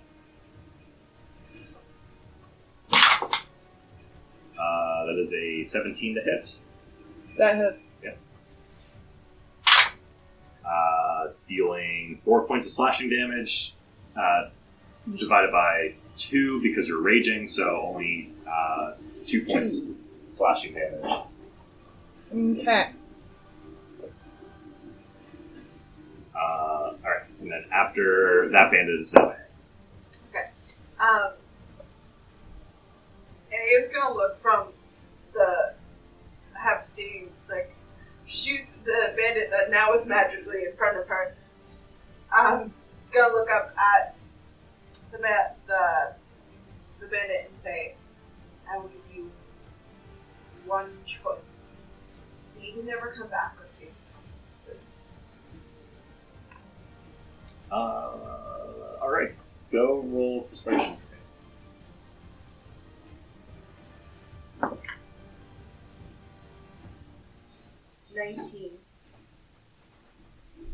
19. He looks at you, sees the fact that he is surrounded, looks, drops his saber, goes, "It's alright.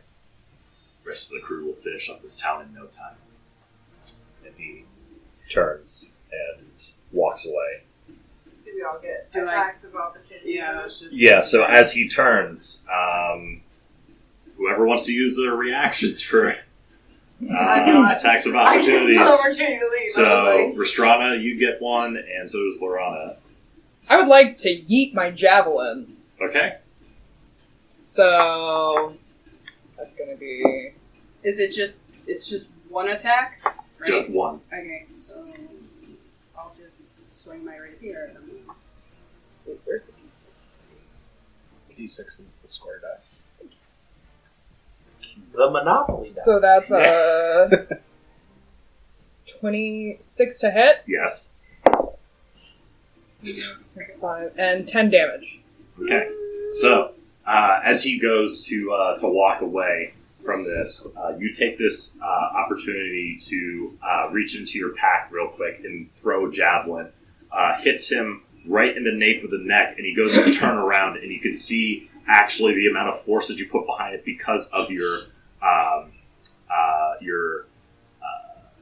cooled rage. He turns around, eyes wide, and you can see the other end of the javelin sticking out through the other end, the front part of his neck, as he looks at you and just falls over dead. I'd like to preface that with, as I throw it, I go, yik, yik, yik, yik, yik! Yik, yik, yik, yik! Just yeet it, and as he turns around, I just look at it coming out the other end of his neck and go, that was a very, very good shot. And I look at everyone else. Okay. He was surrendering. But was he? Your point? He said the rest of his pack would destroy the town! Quick just looks directly at A and says,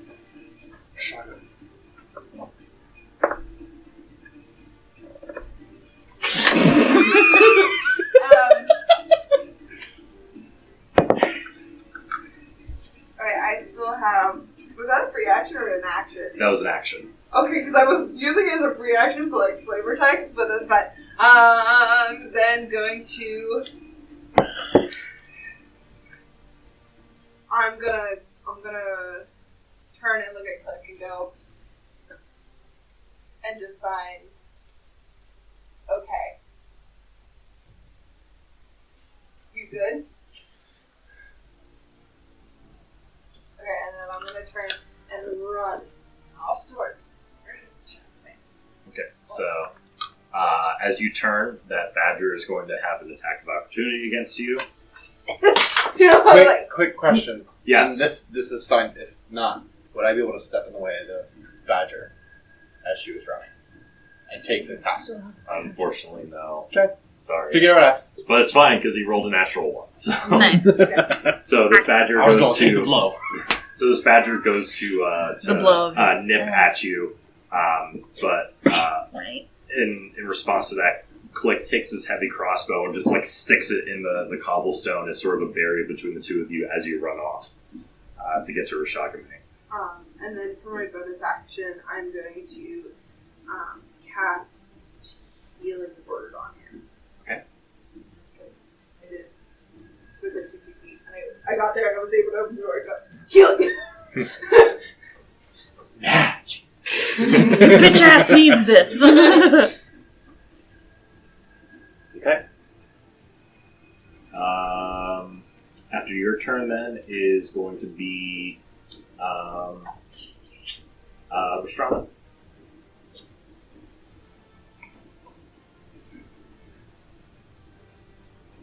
I'm gonna call back Missoula. She is. Let's see.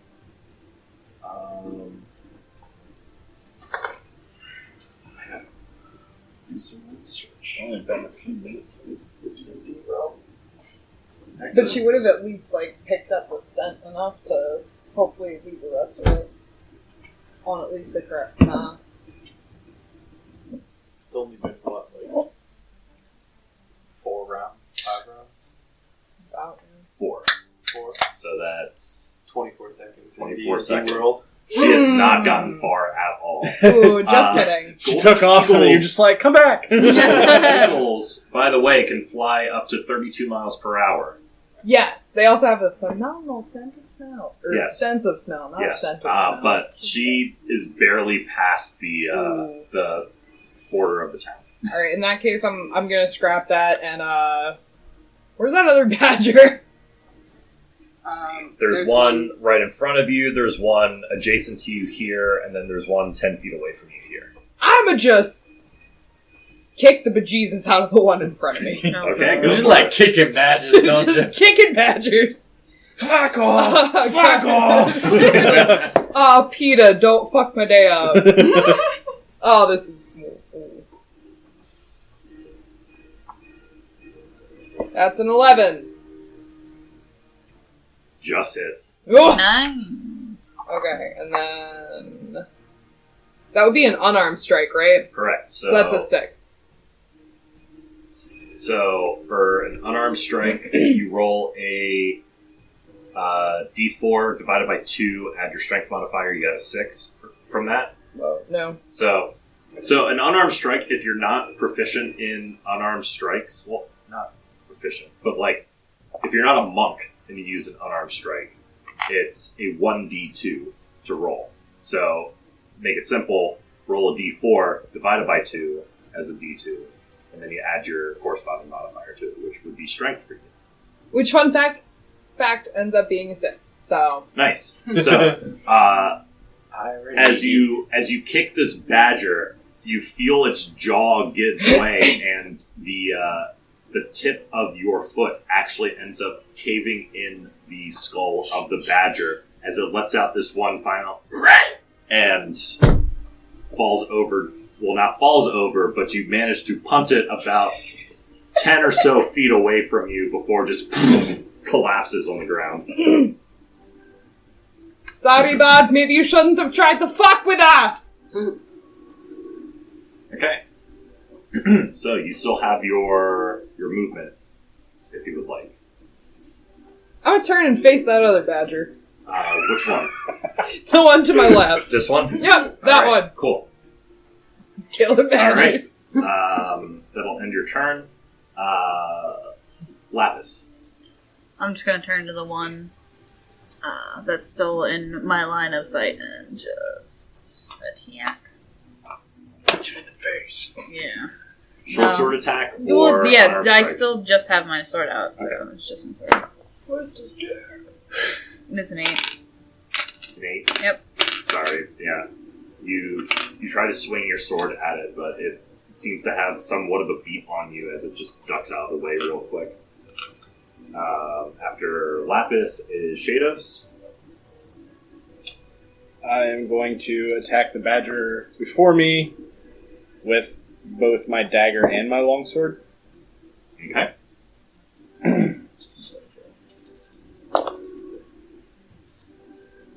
So which weapon is in your main hand and which one is in your offhand? Longsword would be in my main hand, Okay. dagger in my offhand. Alright. So for the longsword, I rolled a 14. Yep. For the dagger, an 8. Okay, so the longsword will hit. Okay. Then... Wait, that's not a D8. That's a D8. Call that a D8? This is a D8. 8. 8 damage. 8 damage. Alright.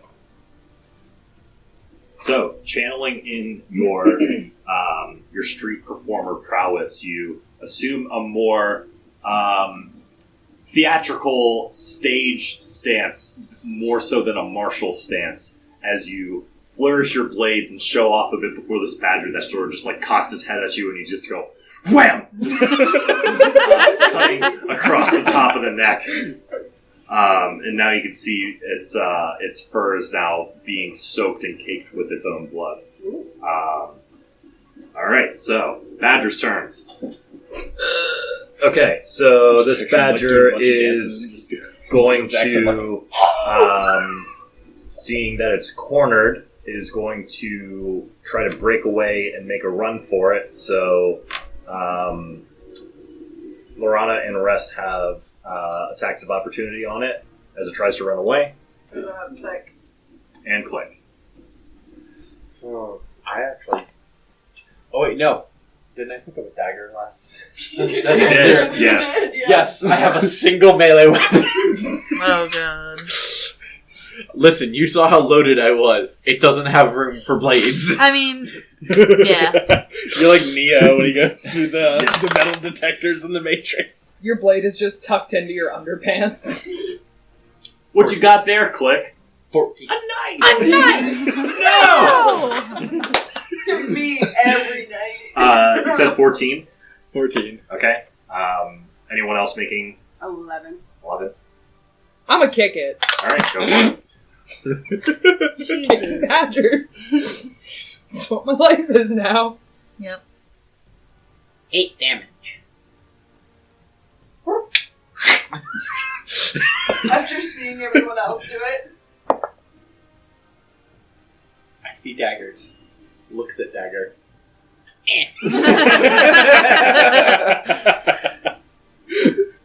I got a 6.5 on my kick. That's not a what? I rolled a 3 divided by 2. That's a 1.5. Round it up. Round it up. 7. Yeah, so 7. Okay. Did you roll to see if you hit first? Yes, that was a 21. Okay, 21. Yeah, that does hit. And then, Sarah, what did you get? 11. 11. So, in quick succession, this is how this plays out. First, as the badger breaks away, Click, you go ahead and take your dagger, looking at everyone else fighting with melee weapons, just shank it in its side. It yips, goes to run away. As it runs away, Rest, you kick it into Ylorhana, who then stabs it for a killing blow with your rapier as it just tumbles into the grass, just caking the entire scene with blood. I'm gonna walk up to Ylorhana and just gently tap her on the ass and go, "Good game, team! Good catch on that!" Do you think we could eat it or no? That's not a thing. Only one way to find out. Anything is edible once. This is true. On I'm that down note, for a barbecue. this badger, noticing that it is outnumbered, is going to also try to flee. So, Attack of opportunity. attack of opportunity for both Lapis and Shados.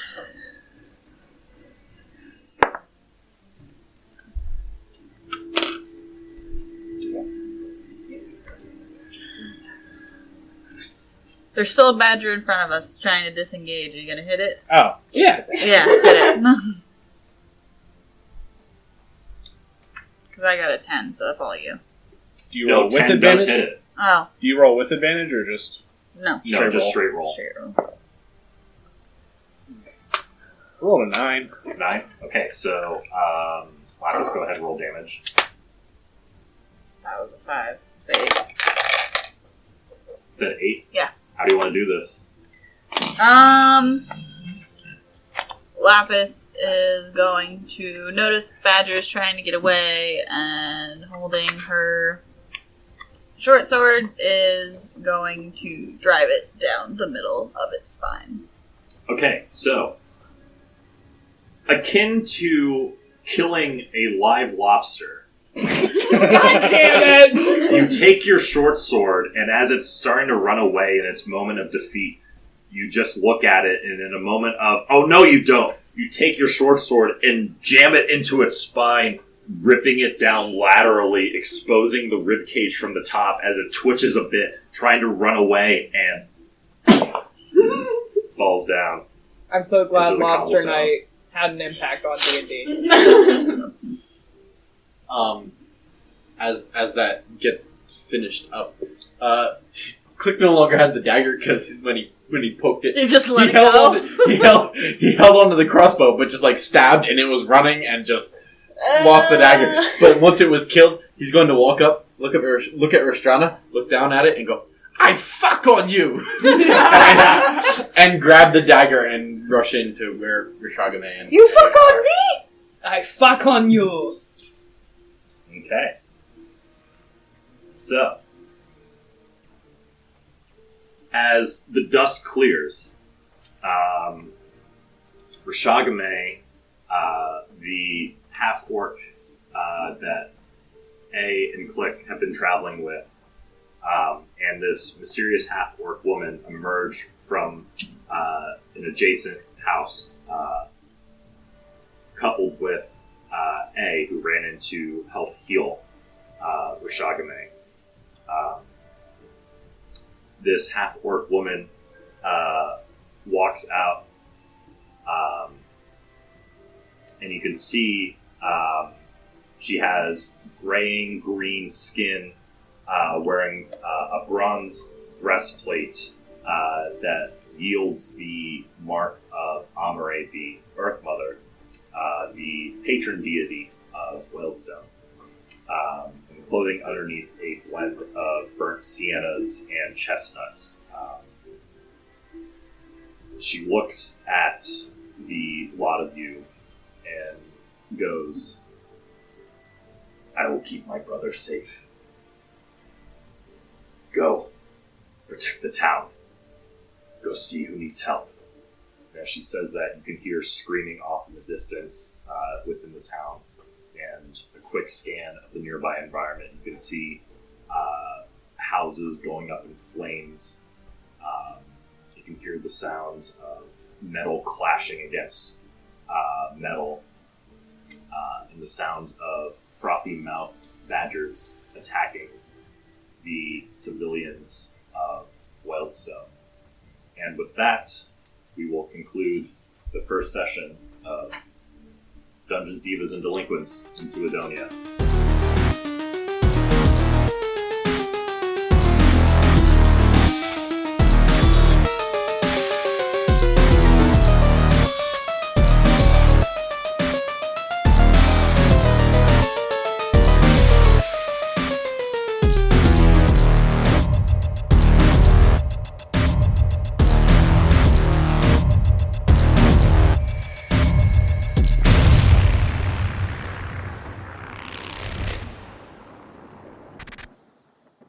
Hey everyone, thanks for listening to Dungeons, Divas, and Delinquents. If you would like to follow us on Facebook, Instagram, and Twitter, be sure to search for us. Special thanks to Randy Zimmerman for composing our theme song. You can find his music as Nothing Specific on Spotify, Apple Music, and wherever else you stream your music. We upload every other Monday, so be sure to give us a follow on iTunes or Spotify, and subscribe to our YouTube channel. And while you're at it, think about giving us a good rating and leave a review, and tell us what you think. May the arcane guide you, and the exalted ones light your path.